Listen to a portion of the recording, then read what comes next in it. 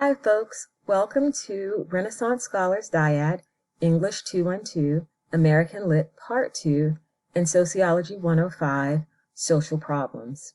My name is Professor Barnes, and I am with you via this recording by way of Dakar, Senegal.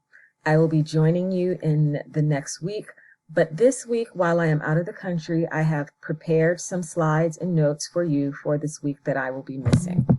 This Renaissance Dyad has paired themes, which means that the literature you read in American Lit will also correspond with the themes that you cover in Sociology 105.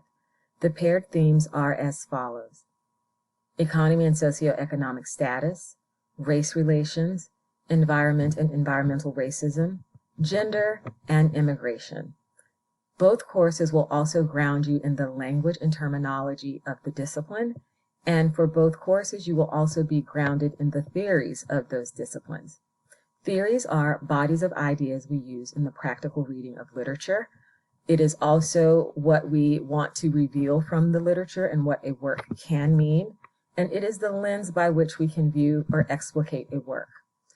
The next few videos will focus on literary theories for English 212.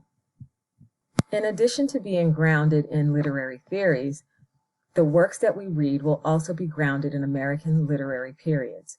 We will start with the Romantic and Naturalism period, move on to the Realism period, then the Modernist period, and then the Contemporary period, with an explanation of the characteristics of the literature created in those periods. To be successful in both courses, you will need to do all of the readings, be an active participant, and post to the discussion boards. You will see details in the discussion board about how to go about posting.